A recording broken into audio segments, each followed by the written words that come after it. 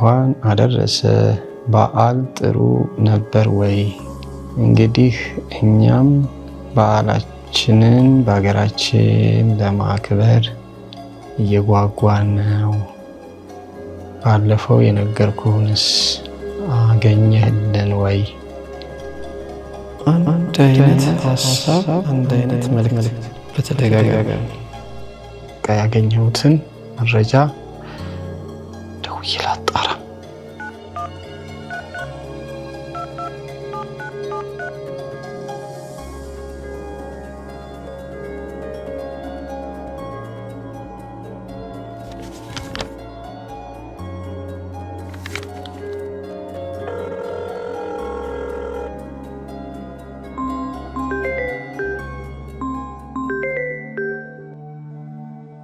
ሄሎ ጤና ይስጥልኝ ሉሌ። አሹ እንዴት ነህ? ሰላም ነው ወይ? ደህና ነኝ እግዚአብሔር ይመስገን። ደህና ነህ? አንተ እንዴት ነህ? እግዚአብሔር ይመስገን። እንኳን አደረሰ ለሁሉም በዓላት። እንኳን አብሮ አደረሰን። ጤና ሁሉ ሰላም ነው? አለን። ዛሬ በአንድ ጉዳይ ላይ ነው የደወልኩልህ። በምን ጉዳይ ደወልክ ሉልዬ? እስቲ አውራኝ እባክህ። አንድ ለየት ያለ መልእክት፣ የአደራ መልእክት አለኝ አሹ። ምንድን ነው? ምን አጋጠመ ሉልዬ? ምን ልርዳ? ቋንቋ አይነሽ ሚዲያ ቤተሰቦች በርካታ ናቸው እና ከውጭ ነው መልእክቱ የመጣው ወደ እኔ። በአጋጣሚ አንተን እዚህ የምፈልገው ቦታ ላይ እንዳለህ ሰምቼ ነው የደወልኩልህ። እስኪ ጉዳዩን በስልክ ሳይሆን እዛው ልምጣና ያለህበት ቁጭ ብለን በዝርዝር አስረዳሃለሁ። በጣም ጥሩ ደስ ይለኛል። በጣም አደራው ጠበቅ ያለ ነውና ከበድ ያለ ነው። እነሱ ደግሞ እኔን አምነው ይሄንን መልክ ሲያስቀምጡልኝ እኔም በጣም እማምነው ሰው እየፈለግኩ ነበረ። እንታመናለን፣ አደራ ጠባቂ ነን። ግድ የለም እስኪና። የት ነው ግን አድራሻውን ንገረኝ እስኪ በትክክል። ቢሮ የት መሰለህ? ሳር ቤት ልክ ሳልቫቶሬ የሚባል ድርጅት አለ። እሱ ዝቅ እንዳልክ በስተቀኝ በአስፓልት ገባ ትላለህ። እዛ ጋ ነው። በቀኝ ገባ ስትል እዛ ነው የኔ ቢሮ። እዛ ቀጥታና ጠብቃለሁ ሉልዬ። እንዴ አንተ መተህ አግኝቼ ነው እንዴ? እሺ አሹዬ በጣም አመሰግናለሁ። መስሪያ ቤትህንም እኔ በአገልግሎት ብቻ ነበረ የማውቅህ። እንግዲህ ዛሬ መስሪያ ቤትህንም በዛው እግረ መንገድ አየዋለሁ። እንደሚፈጸምልኝ ደግሞ እርግጠኛ ሆናለሁ። አረ በደስታ እንዴ በደስታ ሉሌ። መልካም ቀን፣ መልካም ስራ። እመጣለሁ። እሺ ሉሌ። እሺ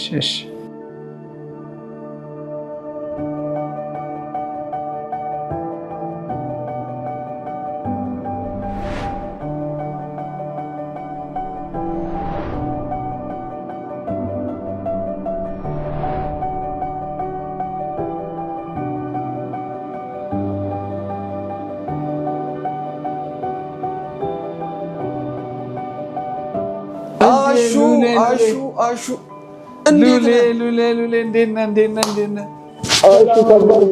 ነህ? ሰላም ነው? እንዴት ቋንቋ አይነሽ ሉሌ እንኳን ደህና መጣህ። ሰላም ነው? እንዴት ነህ? አረፍ በል። በጣም ይገርማል። በጣም ነው። እስከዛሬ ማውቅ ይመስለኝ ነበር፣ አላወኩም ለካ። ይሄው አሁን ታውቀኛለህ። እንግዲህ ቁጭ በል እስኪ ሉልዬ፣ ቁጭ በል። እሺ አሹ በስማ እንኳን ደህና መጣ ሉሌ። ሰላም ነው አይደል? እንዴት ነህ? ሁሉ ሰላም ነው? በጣም ነው የሚገርመው። ስራ እንዴት ነው? ስራ እግዚአብሔር ይመስገን በጣም ጥሩ ነው። በጣም አሪፍ ነው። በዚህኛው በኩል ያለው ይሄው በዛኛው በኩል ያለው ስለምንገናኝ ሁሉ ጊዜ ስለምንገናኝ በውስጥም ደስ ይላል። ከውጭ ጀምሮ እዚህ እስከገባ ድረስ እንዴ አሹ እዚህ ነው እንዴ ያለው? እንዴት እስከዛሬ አላውቅም፣ እንዴት አልሰማው? ለምንድን ነው እስከዛሬ ድረስ እኔ ብቻ ነኝ ወይ ሁሉም አያውቅም? ያው ብዙ ሰው አያውቅም ማለት ትችላለህ። ግን አልፎ አልፎ የሚያቀኝ በስራ የሚያቀኝ ሰው ከስራ አመጣጤም ያው በዚህ ስራ ላይ ስለነበረ የሚያቀኝ ሰው ያገኛል። ግን በዚሁ አጋጣሚ እንግዲህ ተገልጧል። ሁሉም ተገልጧል። እንግዲህ ወደ መጣውበት እንግዲህ ከዛ በፊት ግን ሉልዬ እስኪ ይችን ቴምር እስቲ ቀመሳር የቡና ቁርስ ወይም ጸበል ጻድቅ ነገር እንደዛ አይነት ማለት እቺ ነገር ስሟንም ምስጥሯንም በኋላ ፈልጋለሁ። ትጣፍጣለች በጣም በቃ እስኪ እንዳልጨርሳ ጣፋጭ የሆነ ነገርም እነግርሃለሁ። ለመሆኑ ምን ከሰተ እስቲ ንገረኝ። እንግዲህ ያው ቅድም በስልክ እንደነገርኩ ያው ታውቃለህ የቋንቋ አይነሽ ሚዲያ በጣም ብዙ ቤተሰብ አላት። ከነዛ መካከል አንድ የቤት ስራ ሰጡኝ፣ በጣም ኃላፊነት የሚጠይቅ እና እናንተ ካመናችሁ እኔ ደግሞ ማምነውን ልፈልግ ስል በሰው አንተ እዚህ ውስጥ እንደምትሰራ ስሰማ በጣም ነው የተደሰትኩት። እንግዲህ አንተና እኔ አንተ የገጠምከውን ግጥም ዝማሬዎችን እኔ ዘምራለሁ በዜማ አድርጌ ባለፈው ብዙ መዝሙሮችን አቅርበናል። መጽሐፍ ትጽፋለህ፣ እንዲሁ ደግሞ ፌስቡክ ላይ በጣም የተለያዩ ሀሳቦችን ጽፈህ በእርግጠኝነት ጓደኞችም ሌሎችም የሚያውቁት በዚህ ነው አንተን። ዛሬ እንግዲህ እዚህ ደግሞ እንደምትሰራና ሌላም ደግሞ የስራ መደብ እንዳለህ በእግረ መንገዴ ሌሎችም አሁን እያወቁ ነው የአሸናፊ ለካ የሚለውንና ወደ ዋናው ጉዳይ ስገባ እንግዲህ አብዛኛው ታውቃለህ ኢትዮጵያውያን በመላው ዓለም ነው ያሉት፣ የሌሉበት ቦታ የለም። ቤተሰብ መስርተው ቤተሰብን በጥሩ ሁኔታ ለመምራት ይወጣሉ። በርካታ ጊዜ የኖሩ ወዳጆቻችን ከኢትዮጵያ ውጭ ወጥተው አንድ ነገር ይፈልጋሉ፣ ወደ ሀገራቸው መመለስ ይፈልጋሉ። ሲመለሱ ጠቅልለው ለመግባት ይፈልጋሉና ድሮ ምናልባት ስንማር 3ቱ የሰው ልጅ መሰረታዊ ፍላጎቶች ሲባል ታስታውሳለህ? ትክክል። የመጀመሪያው ምን ነበር? መጠለያ። ምናልባት አሁን ጨምሮ ሊሆን ይችላል። መጠለያ፣ ልብስ፣ አንደኛው ምንድነው? ምግብ።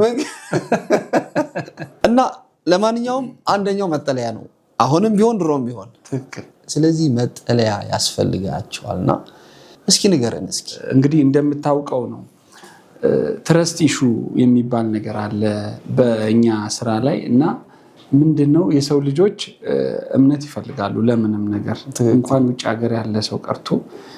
እኔ ደግሞ ያው እንደምታውቀው በአገልግሎት ላይ ያለው ነኝ። በትርፍ ጊዜም ሌላም ጽሁፎችንም ጽፋለሁ አንተ እንደገለጽከው ማለት ነው። ስለዚህ እኔ ያላመንኩበትን ነገር ለሰው አሻግሬ እንዲህ ነው ማለት አልፈልግም። አሁን ይህንን ድርጅት ግን አመኘበት ነው የገባሁት። መጀመሪያ አይቼ አመኘበት የሚያሳመን ስራ ስላለው። ስለዚህ የእምነት ማጣት ጉዳይ እዚህ ድርጅት ላይ ቴምር ሪል ስቴት ላይ በፍጹም አይነሳም ማለት ነው። ይህን እንዴት ነው ማስረግጥልህ? ወደ 8 ሳይቶች ቴምር ሪል ስቴት እንግዲህ 10 ዓመቱ ነው ከተቋቋመ ስራውን ከጀመረ። ግን በዚህ በ10 ዓመት ውስጥ 8 ሳይቶችን ጨርሶ አስረክበዋል። አዎ በዘረዝርልህ አጠናተር አለ፣ ለቡ አለ፣ ተክለ ሃይማኖት አለ፣ አያት አለ። አያት ወደ 4 ብትሄድ ቴምር ይላሉ ራሳቸው፣ ህንፃዎቹ ይናገራሉ። ቴምር የራሱ ብራንድ አለው፣ ህንፃው ራሱ ይመሰክራል የቴምርን ስራ ማለት ነው። እና በዚህ በትረስት ኢሹ የምንለው በእምነት ማጉደል በእምነት ማጣት በኩል ምንም አይነት ጥያቄ የማይነሳበት ሰው ሁሉ የሚያውቀው ነው ቴምር ሪል ስቴት። እስካሁን ባለው ነገር እንግዲህ ይህንን ነው የምመሰክርልህ። ይህንን አይቼ ይህንን ሰምቼ ውስጡ ደግሞ ገብቼ በደንብ በስራ ላይ ሆኜ ለሌላ ሰው ማስተላልፈው እኔ ያመንኩበትን ስለሆነ ቴምር ሪል ስቴት በዚህ በጣም ተመራጭ ነው። ሌላው ዴሊቨሪ ታይም ይባላል። የጊዜ ጉዳይ፣ የማስረከቢያ ጊዜ እንዴት ነው የሚያስረክበው፣ በጊዜ ላይ ያለው ጉዳይ እንዴት ነው የሚል ቴምር ሪል ስቴት ላይ ብትጠይቅ በጣም የሚገርም ባለው ሰዓት ላይ ይጨርሳል። አንዳንዴም ከተቻለ ካለው በፊት አስቀድሞ ሳር ቤት ላይ አሁን ፊኒሽንግ ላይ ያለውን ሰዎች ቢያዩት ቴምር ካለው ቀደም ብሎ የጨረሰው አሁን ኦልሞስት ጨርሶ ማስረከቢያው ጊዜ እየቀረበ ነው ማለት ነው የሳር ቤቱ። ስለዚህ የማስረከቢያ ጊዜ ችግር የለበትም ማለት ነው ቴምር። በዚህ ላይ በጣም አምኜበት የምሰራው ነው። ሌላው ውል፣ በጣም ጥርት ያለ ውል፣ ብዙውን ጊዜ እንዲያውም ለገዢ የቆመ ውል አለው። ለምሳሌ 10 ሚሊዮን ብር የተዋዋለ አንድ ገዢ እስከሚረከብበት ጊዜ ያለው የብር መጠን ዶላር ጨመረ ቀነሰ ተብሎ ወደ ላይ ወደ ታች አይልበትም። እሱን አይመለከትም። በ10 ሚሊዮን ይረከባል ማለት ነው። ማቴሪያል ጨመረ ቀነሰ ተብሎ ገዢ ላይ ምንም አይነት ነገር አይጫንም። በተፈራረማት ያቺው ብር እስከ መጨረሻው ትኖርለታለች። ያከፋፈሉ ጉዳይ ደግሞ በታይም ሳይሆን በጊዜ ሳይሆን በፕሮግረስ ኮንስትራክሽኑ በሚያሳየው ፕሮግረስ ነው የሚከፈለው። ለምሳሌ ከፋውንዴሽን ይጀምራል፣ ከዛ 2ኛ ላይ ሲደርስ ይላል፣ 5ኛ ሲደርስ፣ 6ኛ ሲደርስ እንደ ውሉ ላይ ይጠቀሳል። ወደ 15 ጊዜ ይከፍላል። ያ ሰው የሚከፍለው እያየው ነው ማለት ነው። እያየው የህንፃውን እድገት እያየ እንጂ በ3 ወር በ6 ወር ትከፍላለህ ተብሎ የማያየውን ነገር አይከፍልም። ስለዚህ በዚህ ደግሞ ለገዢ በጣም የቀረበና ገዢን የሚያሳምን ለገዢ ጥሩ የሆነ አሰራር ነው ማለት ነው። እስኪ እንግዲህ አንድ ጥያቄ ላንሳና አንድ ሰው አሁን ገና ዛሬ ቢጀምር በስንት ጊዜ ማግኘት ይችላል ቤቱን? እንደገና ደግሞ እኔ አሁኑኑ መግዛት ፈልጋለሁ፣ ሁሉንም ሙሉ በሙሉ መክፈል ፈልጋለሁ ቢል ማግኘት ይችላል ወይ? 2 ዓመት ቆይቼ ወይም ደግሞ 3 ዓመት ቆይቼ ወይም ደግሞ የሚሉትን እስኪ እነዚህ ፕሮግረሶችን ብናያቸው እስኪ። በጣም ጥሩ። ብዙ ከስተመሮቻችን የሚጠይቁትን ጥያቄ ነው የጠየቅከው። ይሄ ብዙ ጊዜ ተጠይቀን በምላሻችን ደግሞ ረክተው የሚመለሱበት ጥያቄዎች ናቸው። አሁን ዴሊቨርድ ያደረግናቸው ወይም ያስረከብናቸው እንዳሉ ሆኖ አሁን ደግሞ በእንቅስቃሴ ላይ ያሉ ሳይቶች አሉ። እነዚህ እንደየ ቦታቸውና እንደየ ካሬ ሜትራቸው መጠን እየተሸጡ ያሉና ተሸጠውም ያለቋሉ። የኛ በጣም የሚገርመውና የሚደንቀው የቴምር ሪል እስቴት ብዙ የገበያ ችግር አይደለም ያለብን። አንዳንድ ጊዜ ገበያው እያለ አሁን ያናገረኝ ሰው ከሰዓት ወስኖ እስኪመጣ እሱ የመረጠው ፍሎርና እሱ የመረጠው ያ ቤት ካሬው ከሰዓት ሲመጣ ተይዞ ይገኛል። የስቶክ ችግር ነው አሁን እንጂ የትረስት የአመኔታ ጉዳይ ችግር የለም። እንደገና ራሱ ገበያው ራሱ ፍላጎቱ ራሱ ወደ ቴምር በጣም አለ እና አሁን ሳር ቤት ላይ G+21 አለን፣ አዋሬ ላይ G+21 አለን በስራ ላይ የሚገኙ ማለት ነው። አያት ላይ እንደዚህ አያት ላይ G+15 አለን፣ አያት ፈረስ ቤት ማለት ነው። እንደገና ፒያሳ ወደ 3 ቦታዎች አሉ አፓርትመንት G+21 ናቸው። እነሱም እንደዚሁ እየተገነቡ ያሉ ናቸው። 10ኛ ላይ የደረሰ አለ፣ 2ኛ ላይ የደረሰ አለ፣ ፋውንዴሽን እየተሰራ ያለ አለ።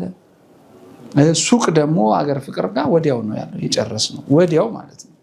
G+7 ፎቅ አሁን ገላን ደግሞ ኮንዶሚኒየም መሀል ላይ G+7 ፎቅ ብቻ ሞል ብቻ ሱቆች አሉ። ከላይ ሲኒማ ያለው እንደገና ፕሌይ ግራውንድ የልጆች መጫወቻ ያለው፣ ሌላው ግን ሙሉ በሙሉ ሱቅ የሆነ ማለት ነው።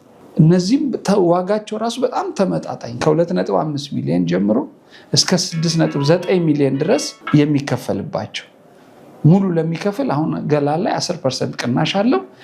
2.5ቷን ቅድመ ክፍያ ልክፈልና ቀስ ብዬ ልጨርስ ካለ በ2 ዓመት ተኩል ነው የሚያልቀው ሳይቱ። ገንዘቡም የሚያልቀው 500 ሺህ ብር ነው የሚጠየቀው የመጀመሪያ ክፍያ ሁሉንም ያሳተፈ ነው ማለት ነው። ሌሎቹ ሳይቶች ላይ ለምሳሌ ሳር ቤት ብትመጣ፣ አዋሬ ብትመጣ 100% ለሚከፍል 35% ኦፍ ነው። በ2 ዓመት ተኩል ያልቃሉ። አንዳንዶቹ የተጀመሩት ደግሞ በ1 ዓመት ተኩል ያልቃሉ።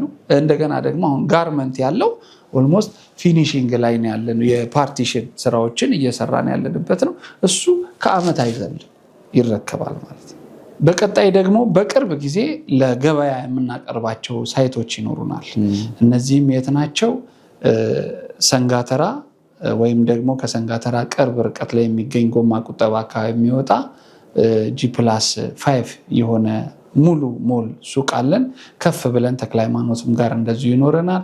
ከዚያ በኋላ ልደታ ጋር ይኖረናል፣ ቄራ ይኖረናል፣ 22 ይኖረናል፣ ቦሌ ይኖረናል፣ አያትም እንደዚሁ ይኖረናል ማለት ነው። በቀጣይ የምናወጣቸው የተለያዩ ሳይቶች ይኖሩናል። እንግዲህ እንደሚታወቀው ያው ቴምር የት ልገንባሉ በሚለው ሞቶ ነው የሚታወቀው። አንዳንድ ሰዎች በሰፈራቸው እንዲኖሩ ይፈልጋሉ።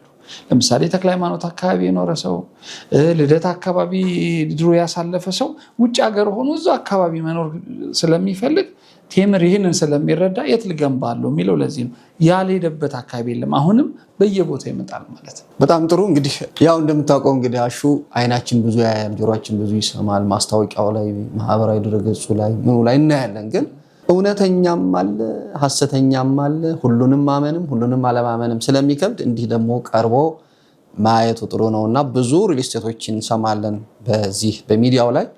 በተለይ ደግሞ አሁን በቅርቡ በዚህ አሁን በምናየው ሰሞኑኛው ቴምር ሪል ስቴት የሚል ነገር በስቷልና በትክክለኛው ደግሞ አንተን ስላገኘው በእውነቴ ነው የምልህ በጣም ደስ ብሎኛል። ልቤ ሞልቼ አሁን ለጠየቁኝም ላልጠየቁኝም ለቤተሰቦቼ ቤት የሚፈልጉ ቤት ነው ትክክል። እንደገና ደግሞ ይሄ ትንሽ ነገር አለ የምታወጣው ለቤት። ስለዚህ ይሄ ደግሞ የትረስት የእምነት ጉዳይ ነውና እንግዲህ የላካችሁኝ አደራ ያስቀመጣችሁኝ ቤተሰቦቼ አንተን እናምናለን፣ አንተ ያመንከውንም እናምናለን ብላችሁኛል። እግዚአብሔር አልጣለኝም፣ እኔንም አላስዋሸኝም።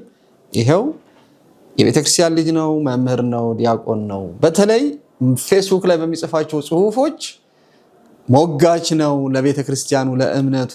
እንደገናም ደግሞ ያለው ሐሳብ ከመሬት አይወርቅም። እንደውም አሸናፊ ሐሳቦች የሚል መጽሐፍ መጋቢ ሐዲስ እሸቱ በተገኙበት ባስተማሩበት አስመርቋልና እንግዲህ ፈረስ ያደርሳል የሚዋጋው ደግሞ ባለቤቱ ነው። ይኸው ከትክክለኛው ቦታ ላይ ስለ ቴምር ሪል ስቴት ያለውን ነገር ከወንድማችን መምህር ዲያቆን አሸናፊ አመሰግናለሁ። ስለ ሐሳብ የቀረ ነገር ካለ እኔም በጣም ነው የማመሰግነው ሉልዬ። እዚህ ድረስ መጥተህ ከኔ ጋር ይህንን ቃለ ምልልስ አድርገህ እውነታውን ተረድተህ አይተህ ደግሞ ሳይቶቹንም ደግሞ አይተህ ያለውን እውነታ ለተመልካቾች በማስተላለፍ እጅግ በጣም ነው የማመሰግነው። የአንተ ተመልካች አንዱ ነኝ እኔ። ቋንቋዬ ነች ደግሞ ቋንቋዬ ነች፣ ቋንቋዬ ነች፣ ቋንቋዬ ነች። እንግዲህ የሁላችንም ቋንቋ ነች እና በጣም ነው የማመሰግነው። ቋንቋዬ ነችንም እጅግ ነው የምንወዳት። ስለዚህ ሁሉም ሰው ይህንን ተረድቶ ውሳኔ ይወስናል ብለን እናስባለን። መልካም እድል ለገዢዎቻችን። እግዚአብሔር ይስጥልኝ። አመሰግናለሁ። አመሰግናለሁ። አመሰግናለሁ።